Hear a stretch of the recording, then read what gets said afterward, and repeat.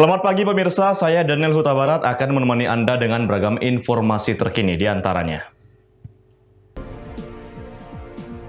Keluarga korban pembunuhan di Nia Selatan minta pelaku dihukum berat. Tenaga kesehatan Rumah Sakit Umum Piringadi Medan mengadu ke Ombudsman.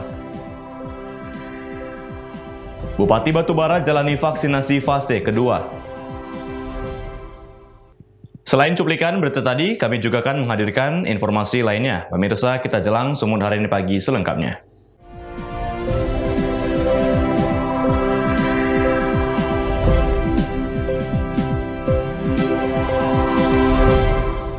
Kita ke informasi pertama, pemirsa. Keluarga korban kasus pembunuhan di Kabupaten Nia Selatan, Sumatera Utara menuntut pelaku pembunuhan bocah terhadap anaknya untuk dihukum seberat-beratnya.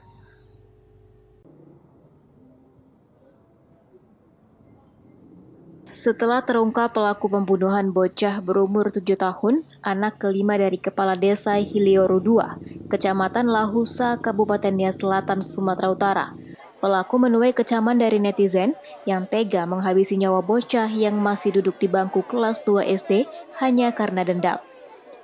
Dari berbagai tanggapan masyarakat, pelaku berinisial AL, 47 tahun, yang tidak lain tetangga korban, selayaknya dijatuhi hukuman maksimal. Jika kasus ini adalah pembunuhan berencana, maka dapat dijerat pasal 340 KUH Pidana dengan hukuman mati atau penjara seumur hidup. Daraili Laia selaku saudara ayah korban juga berharap kepada penegak hukum agar pelaku diberi hukuman yang seberat-beratnya. Menurutnya, peristiwa pembunuhan diduga direncanakan oleh pelaku sejak pemilihan kepala desa tahun 2019 lalu. Dan pelaku juga berusaha menghilangkan jejak dengan menyembunyikan jasad korban di dalam karung dan membuangnya di tengah hutan.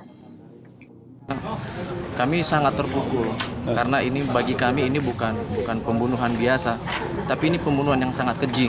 Karena seorang anak kecil yang masih umur 7 tahun, kepalanya pecah, lehernya harus luka, dadanya juga harus luka dengan lebam yang cukup berat. Kemudian matanya sudah bisa tidak terlihat lagi. Jadi bagi kami untuk pembunuhan seorang anak kecil dengan luka-luka yang seperti itu bukan pembunuhan biasa. Kami berharap permintaan kami sebagai keluarga, pelaku itu dihukum seberat-beratnya. Sebelumnya, Kapolres Nia Selatan, Sumatera Utara pada konferensi pers mengatakan, tersangka berinisial AL dijerat pasal 338 KUH Pidana dengan ancaman 15 tahun penjara. Saat ini tersangka telah ditahan dan berkas perkara segera dikirimkan ke Kejaksaan. Haugo Manozega melaporkan untuk Evarina TV. Informasi berikutnya, pemirsa, kurir narkoba warga Sibolga, Kabupaten Tapanuli Tengah membawa sabu-sabu seberat 208 gram yang tertangkap polisi di Nia Selatan terancam hukuman mati atau pidana seumur hidup.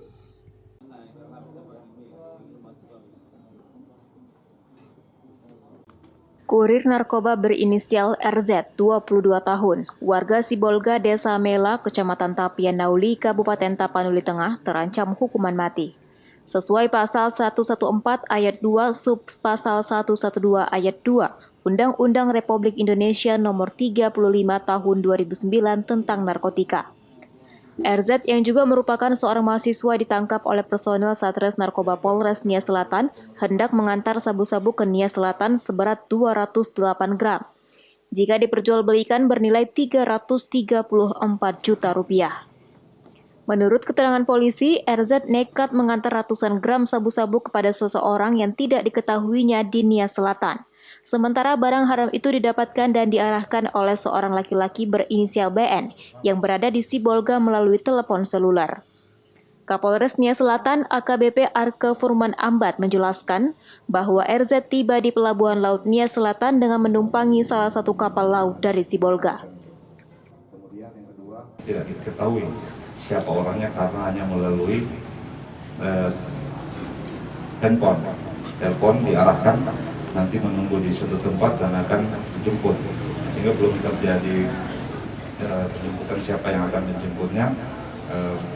Tersangka sudah kita beku. Dalami, mudah-mudahan kita bisa ungkap bandar yang lebih besar. Saat ini RZ telah ditahan dan mendekam di sel tahanan milik Polres Nia Selatan. Haugo Manozega melaporkan untuk Evarina TV. Pemirsa, Direktorat Reserse Kriminal Umum Polda Su mengungkap dugaan penjualan bayi di Medan. Pelaku menjual bayi berusia 14 hari seharga 28 juta rupiah.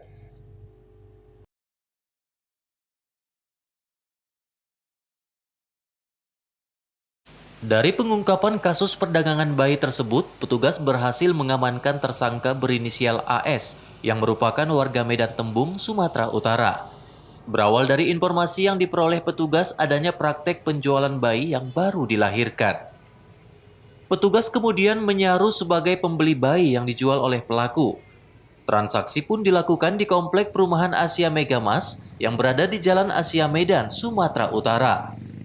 Saat petugas melihat bayi laki-laki berusia 14 hari yang akan dijual, tersangka langsung ditangkap. Dalam transaksi tersebut, tersangka menjual bayi malang tersebut dengan harga 28 juta rupiah.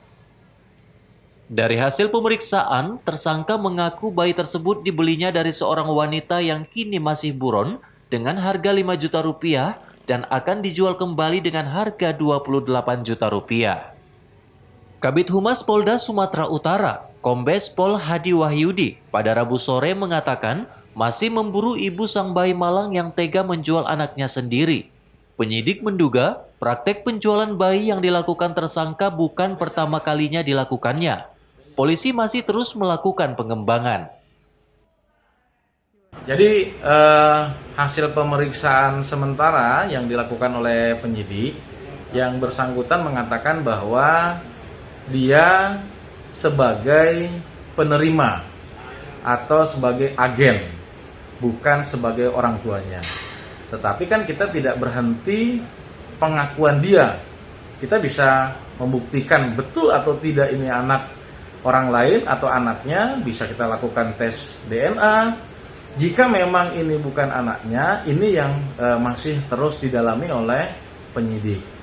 Keterangannya mengatakan bahwa dia membeli 5 juta, kemudian dia menjualnya 28 juta. Bayi malang tersebut kini dirawat di Rumah Sakit Bayangkara Medan karena kondisi kesehatannya memburuk.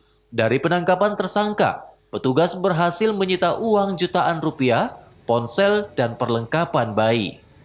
Wahyu Pratama melaporkan untuk Evarina TV. Sumun hari ini masih akan kembali sesaat lagi, tetaplah bersama kami.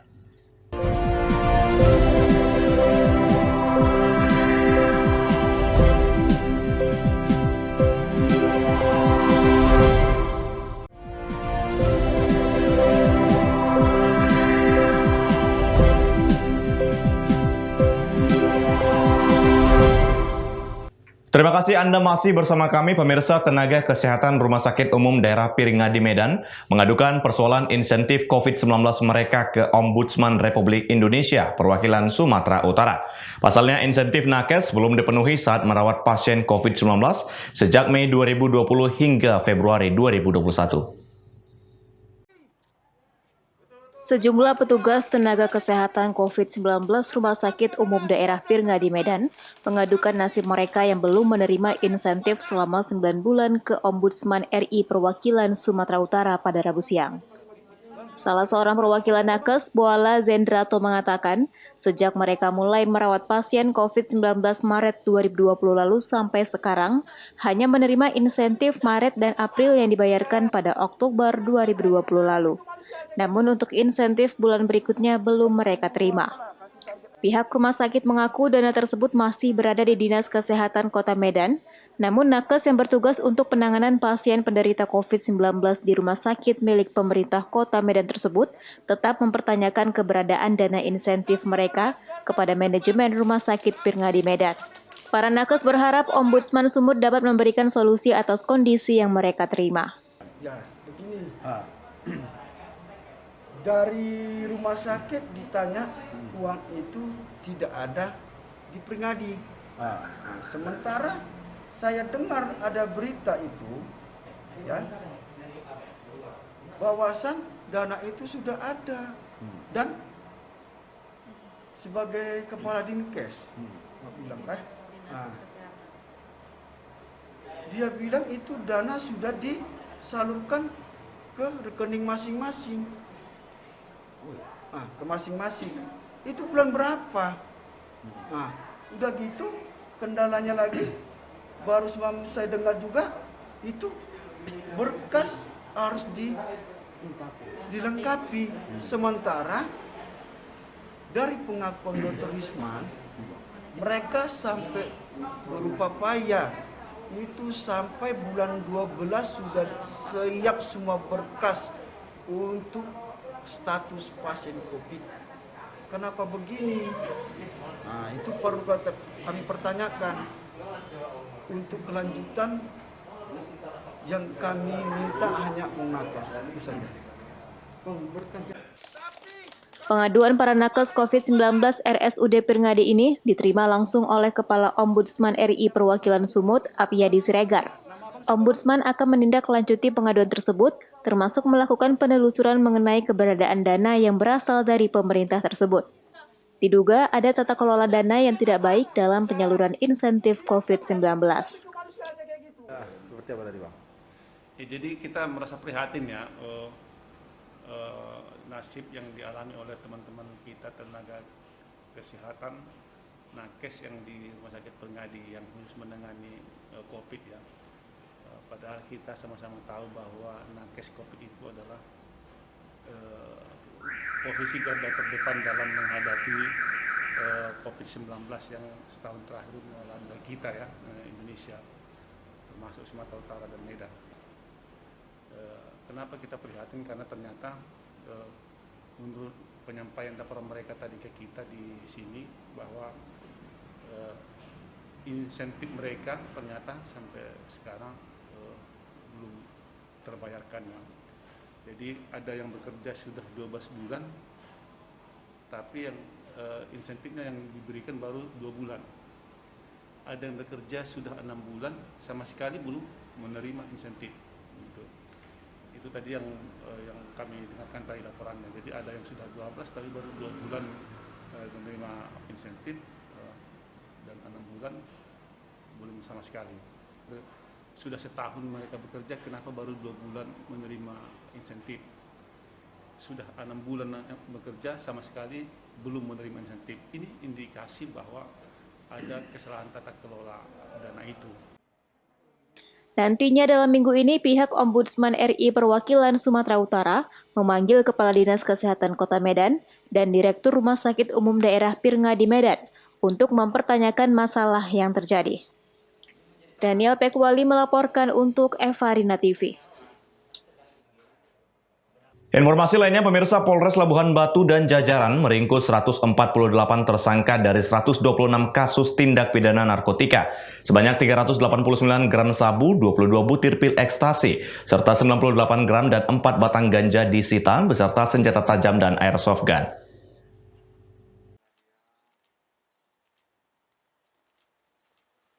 Dalam kurun 21 hari selama operasi Antik Toba 2021, Polres Labuhan Batu bersama Polsek sejajaran meringkus 148 tersangka, 4 diantaranya wanita di berbagai lokasi berbeda di Kabupaten Labuhan Batu, Labusel, dan Labura, Sumatera Utara. Kapolres Labuhan Batu AKBP Denny Kurniawan menyebutkan pihaknya mengungkap ratusan tindak pidana narkotika dengan 148 tersangka dalam operasi Antik Toba terhitung 27 Januari hingga 16 Februari 2021. Dengan penyelesaian lebih dari 100% pencapaian target operasi, baik orang maupun lokasi hiburan malam.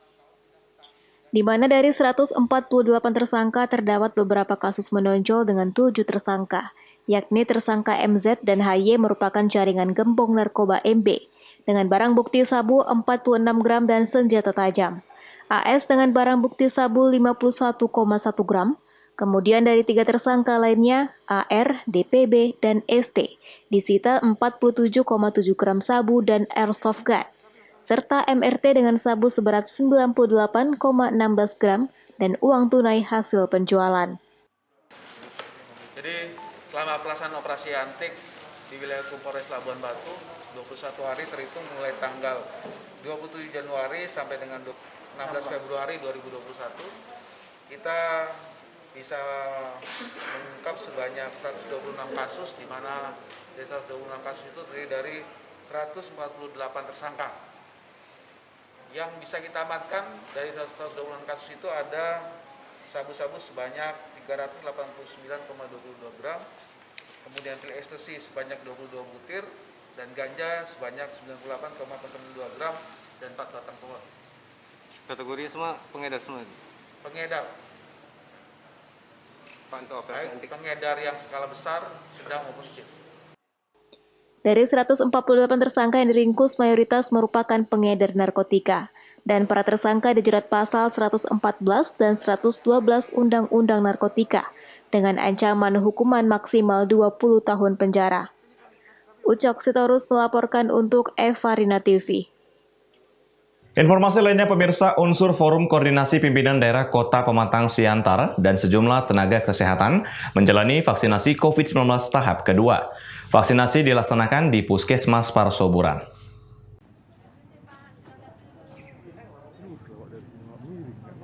Kepala Dinas Kesehatan Kota Pematang Siantar, Ronald Saragih, menjadi orang pertama yang divaksinasi COVID-19 tahap kedua. Lalu diikuti Ketua DPRD Kota Pematang Siantar, Timbul Margandalingga, dan jajaran unsur Forkopimda dan tenaga kesehatan lainnya.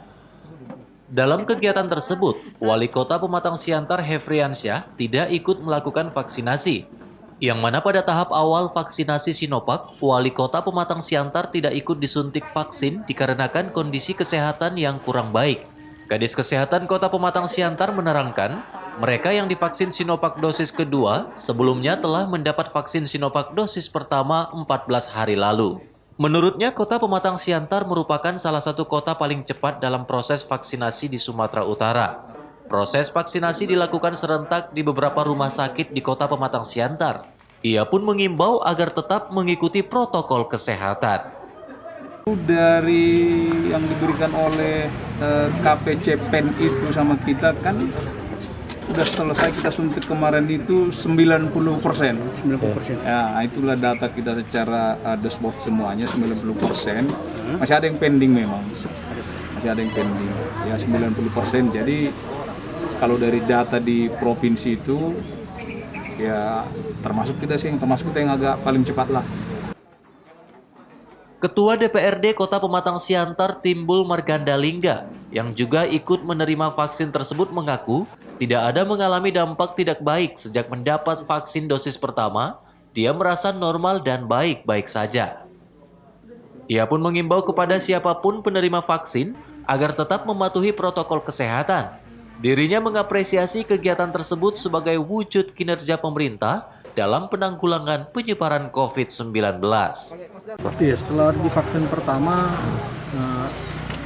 efeknya nggak ada, sama saja seperti biasa, rasanya nggak ada. Karena apa? Ya normal saja, normal saja ya. Ya artinya tetap juga kalaupun kita sudah divaksin tetap mengikuti protokol kesehatan, hindari keramaian, rajin berolahraga, dan memperkuat imunitas tubuh. Ada imbauannya Ketua kepada masyarakat? Pada masyarakat yang ke depan akan divaksin jangan takut. Ini sebagai wujud komitmen pemerintah untuk menanggulangi penyebaran COVID-19 ini. Pentanius Sembiring melaporkan untuk Evarina TV. Sumun hari ini masih akan kembali sesaat lagi, tetaplah bersama kami.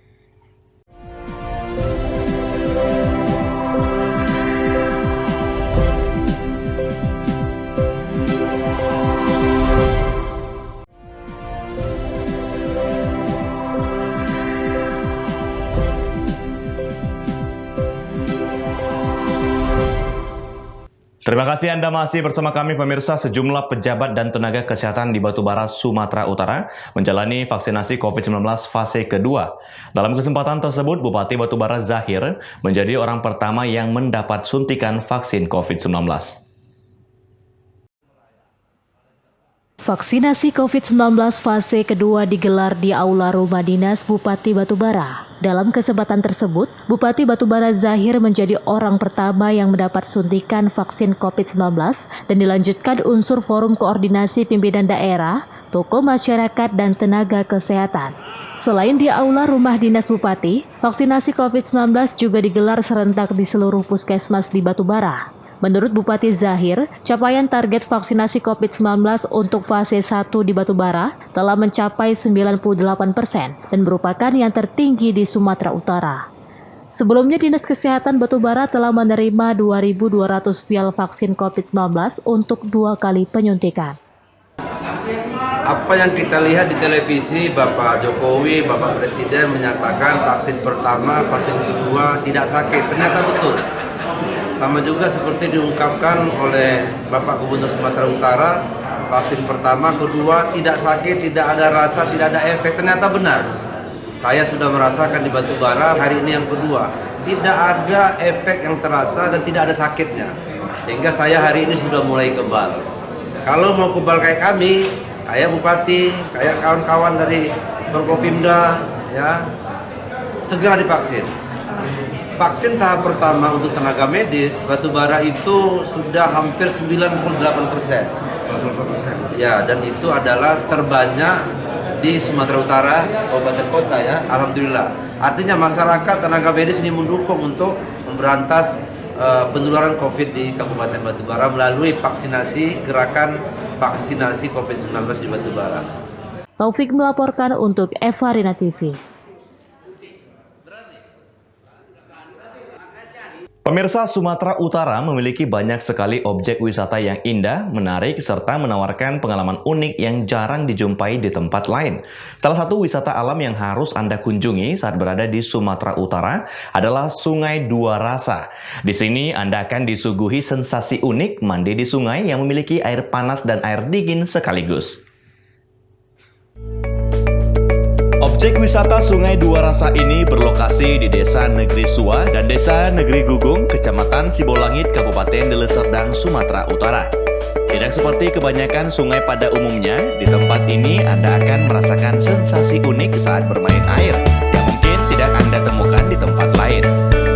Warga setempat menamai surga tersembunyi ini dengan sebutan Sungai Dua Rasa, sebab air yang mengalir di sungai ini bersuhu panas dan bersuhu dingin.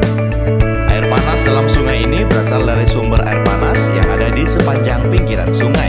Sementara air dinginnya bersumber dari hulu sungai Lausuruwe. Uniknya, dua aliran air dingin dan panas ini tidak pernah menyatu, sehingga Anda bisa merasakan dua sensasi berbeda dengan mencoba mencelupkan kaki ke air yang panas dan kaki satunya ke air yang dingin. Sensasi ini pasti sangat jarang Anda temui di objek wisata lainnya.